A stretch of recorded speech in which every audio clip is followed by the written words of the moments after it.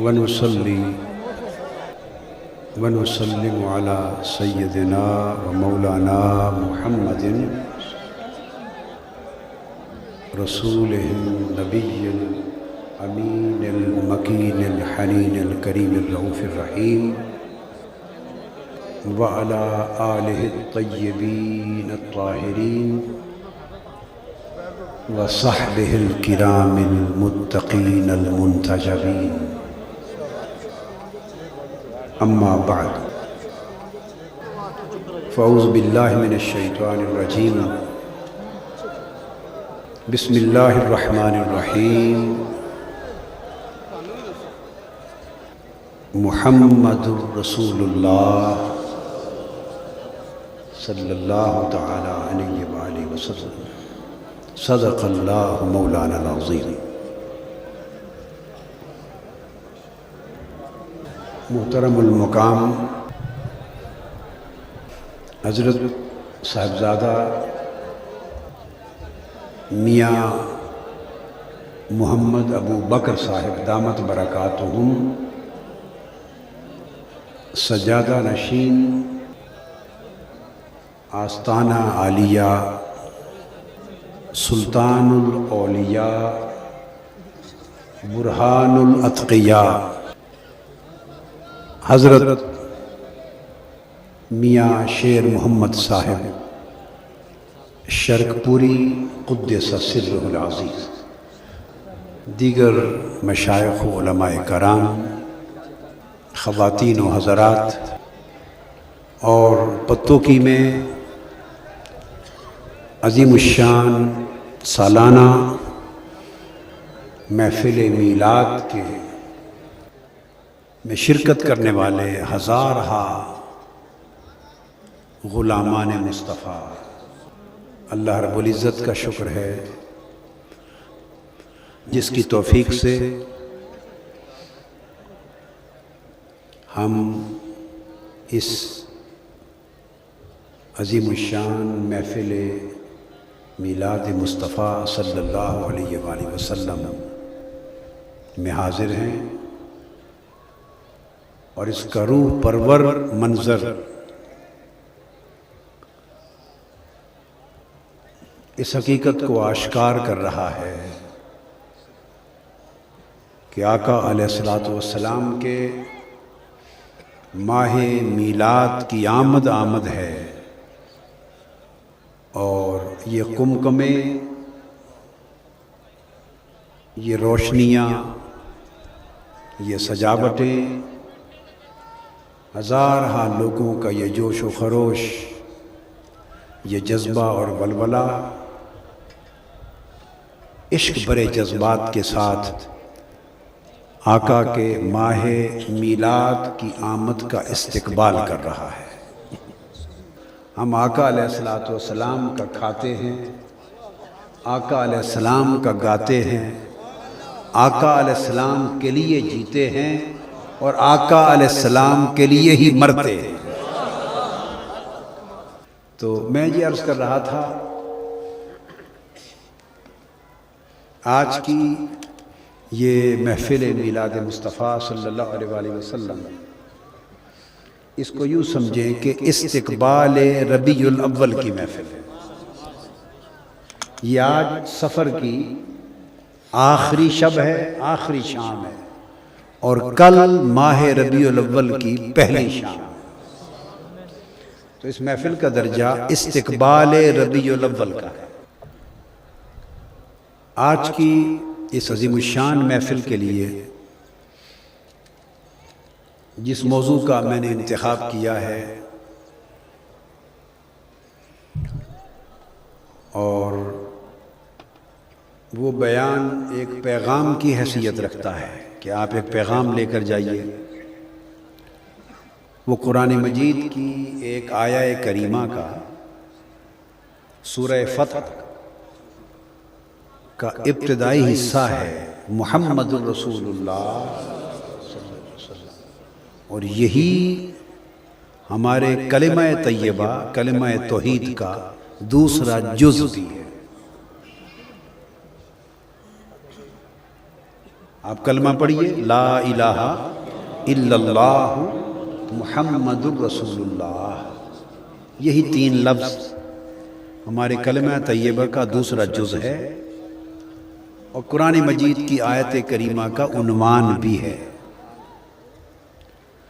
اور میری گفتگو ان 3 آیت کریمہ کے ان 3 مبارک الفاظ میں سے پھر صرف پہلے لفظ پر ہے، یعنی لفظ محمد صلی اللہ علیہ وآلہ وسلم۔ اللہ پاک نے ارشاد فرمایا کہ محمد صلی اللہ علیہ وسلم اللہ کے رسول ہیں۔ جس طرح اللہ تعالیٰ کے لا تعداد اسماء گرامی ہیں، انہیں اسماء حسنہ کہتے ہیں،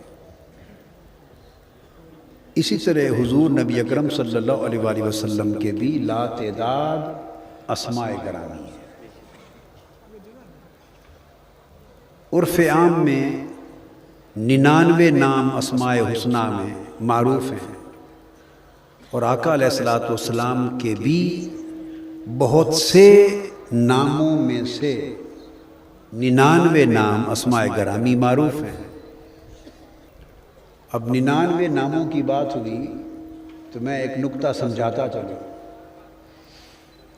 اللہ پاک کے معروف اسماء حسنہ 99 ہیں، اور اللہ تبارک و تعالیٰ کا جو ذاتی نام ہے وہ ہے اللہ، اس کو اسم ذات کہتے ہیں۔ ذاتی نام کیا ہے؟ اللہ، بقایا سب صفاتی نام۔ اسی طرح حضور علیہ الصلوۃ والسلام کے اسماء مبارکہ میں آپ کا ذاتی نام محمد ہے صلی اللہ علیہ وسلم، اور اس کی ایک وضاحت لفظ احمد کے حوالے سے آگے چل کے کروں گا۔ تو آپ کا ذاتی نام جو اہل زمین کے لیے ہے وہ محمد ہے صلی اللہ علیہ وسلم، اور بقایا سب صفاتی نام۔ اب یہ بات ذہن نشین کر لیں کہ اللہ کے صفاتی ناموں کی جھلک حضور علیہ الصلوۃ والسلام کے صفاتی ناموں میں ہے۔ آقا علیہ السلام کو اللہ پاک نے اپنا مظہر ہونے کا مقام عطا کیا ہے۔ مظہر کہتے ہیں وہ شے جس سے اور جس میں کوئی ظاہر ہو، اس کو مظہر کہتے ہیں۔ کیا؟ جس کے ذریعے اور جس میں کوئی اور ظاہر ہو، تو جو جس کا جلوہ ہو اس کو ظاہر کہا، وہ ظاہر ہے، اور وہ جلوہ جس میں چمکا اس کو مظہر کہیں گے۔ تو جلوہ حق تعالیٰ کا ہے، جلوہ حق تعالیٰ کا ہے، سو جس کا جلوہ ہے اس ذات کا نام اللہ ہے، اور جس میں اس کا جلوہ چمکتا ہے اس ذات کا نام محمد ہے۔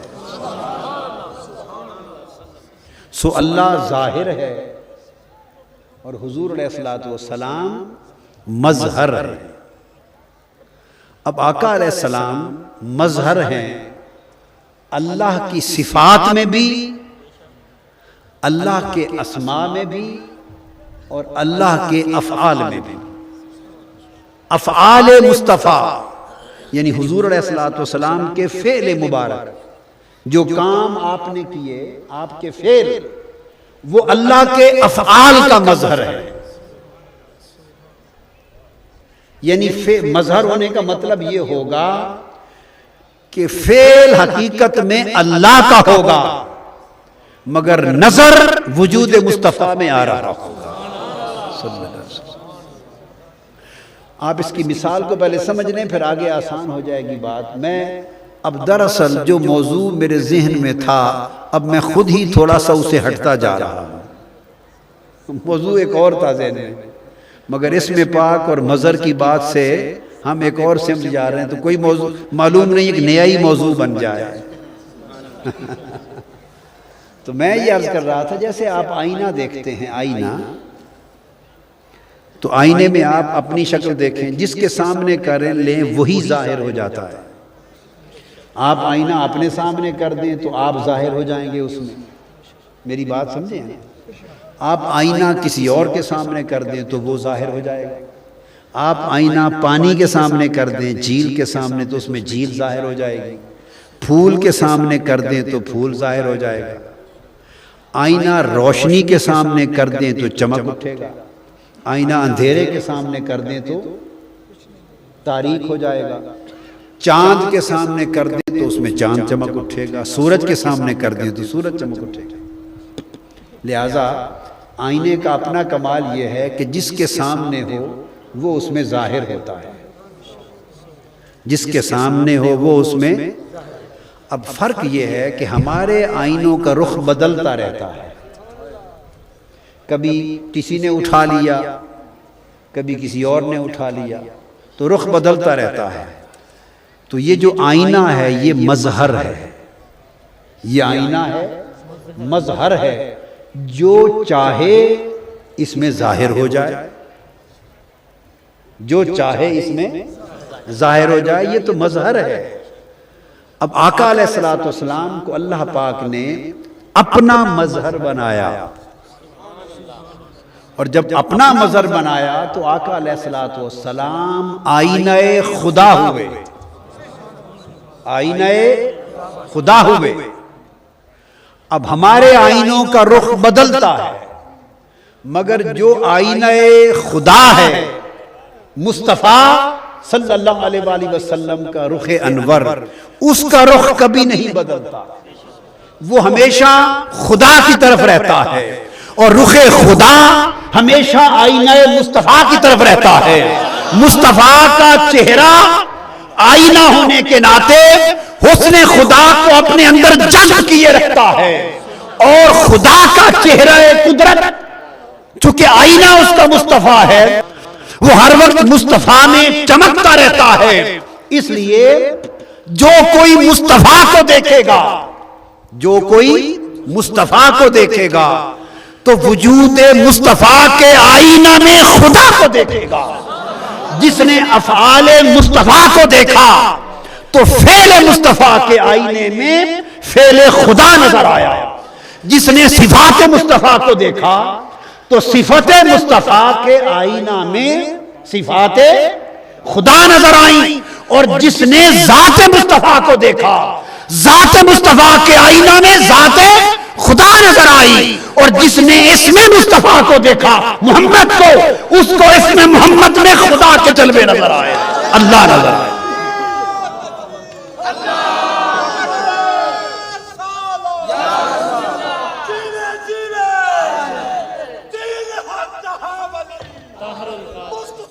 اب عارف لوگ، کیا عارف لوگ جن کے پردے اٹھ چکے ہوتے ہیں، جن کے پردے اٹھ چکے ہوتے ہیں، وہ آئینہ مصطفیٰ کی طرف دیکھتے ہیں،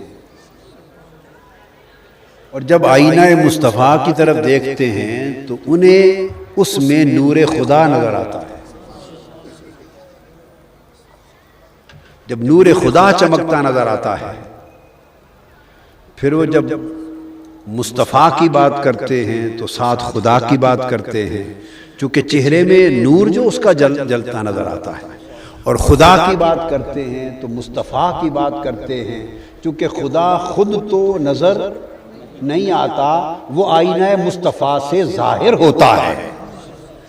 تو ممکن نہیں کہ کوئی مظہر کی بات کرے اور ظاہر کی بات، یا ظاہر کی بات کرے اور مظہر کی بات نہ کرے۔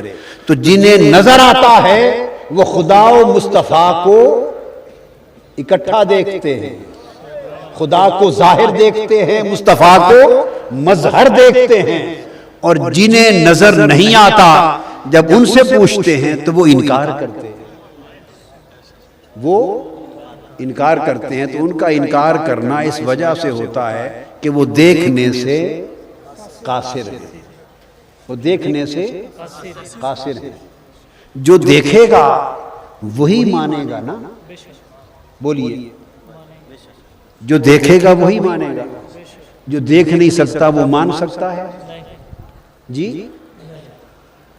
دو چیزیں ایسی ہیں، اللہ نے دو چیزیں ایسی بنائی ہیں جو نور کو اور روشنی کو نہیں دیکھ سکتی، وہ صرف اندھیرے کو دیکھتی ہیں۔ ایک کا نام ہے الو، کیا؟ اور ایک کا نام ہے چمگادڑ۔ کیا میں صحیح کہہ رہا ہوں یا غلط؟ ہم نے سنا ہے، الو سے پوچھا تو نہیں، سنا ہے کہ الو کو روشنی یعنی نور نظر نہیں آتا، اندھیرے میں دیکھتا ہے، اور روشنی میں نور میں لے جائیں تو خود اندھا ہو جاتا ہے۔ اور چمگادڑ کا بھی سنا ہے کہ رات کے اندھیرے میں دیکھتی ہے، دن کی روشنی میں نور میں لے جائیں تو اندھی ہو جاتی ہے۔ چونکہ روشنی میں الو اور چمگادڑ اندھے ہو جاتے ہیں، سو انہوں نے پوری زندگی کبھی نور کو دیکھا نہیں، سو جنہوں نے کبھی نور کو دیکھا ہی نہیں وہ نور کو مان بھی نہیں سکتے۔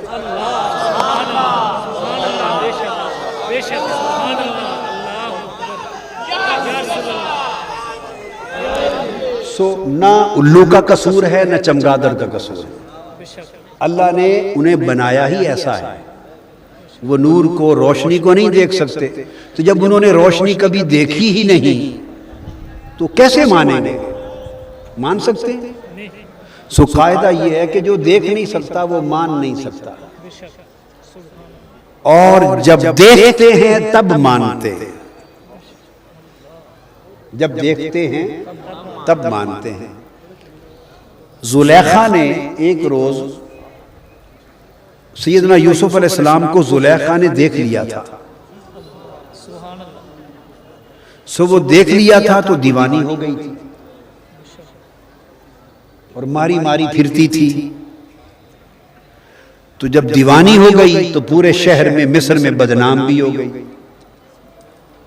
اب عورتیں اس کو تانا دینے لگی، تانا یہ دینے لگی کہ دیکھو خود ایک غلام کو انہوں نے منڈی سے بازار سے خریدا اور آج خود اس پر عاشق ہو گئی۔ تو یوسف علیہ السلام کو جب تانا دینے لگی تو ان کو غلام کہتی تھی، جب تانا دیتی تھی تو بے ادبی کا لفظ بولتی تھی، گستاخی کا لفظ بولتی تھی۔ حیا، ادب اور گستاخی، حیا اور ادب سے محروم تھی کہ اپنے ہاتھوں کے خریدے ہوئے غلام پر کاشف ہو گئی۔ وہ جدھر جاتی اس کو تانے ملتے، جدھر جاتی تانے ملتے، وہ پریشان ہو گئی۔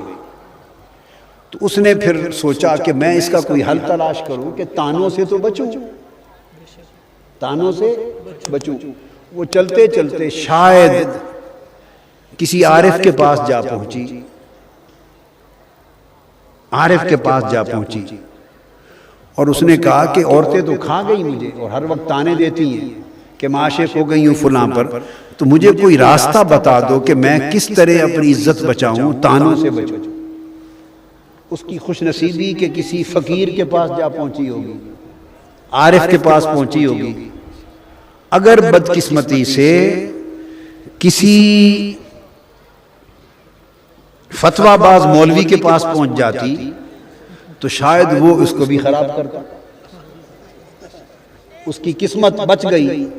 اس نے کہا کسی فقیر کے پاس، کسی صوفی کے پاس، کسی اللہ والے کے پاس پہنچی، اس نے کہا بی بی تیرے بچنے کا اور کوئی طریقہ نہیں، ایک ہی راستہ ہے، جو تو نے دیکھا ہے تھوڑا سا انہیں بھی دکھا دے۔ اصل میں یہ نکتہ سمجھانا چاہتا، جو تو نے دیکھا ہے تھوڑا سا انہیں بھی دکھا دے۔ یہ سارے جھگڑے تانے نہ دیکھنے کے ہیں، تو نے دیکھا ہے سو تو پاگل ہوئی پھرتی ہے، انہوں نے دیکھا نہیں تو وہ تجھ پر تانے نہ لگائیں تو اور کیا کرے، تو تھوڑا سا انہیں بھی دکھا دے۔ تو ایک مجلس سج گئی، ان تمام زنان مصر کو بٹھا دیا گیا، ان کے ہاتھوں میں پھل دے دیے، چھریاں دے دی، یوسف علیہ السلام سے درخواست کی کہ آپ ایک بار یہاں سے گزر جائیں، اور جب یہاں سے گزریں تو ایک لمحے کے لیے اپنے چہرے سے رخ انور سے نقاب پلٹ لیں، پردہ اٹھا لیں۔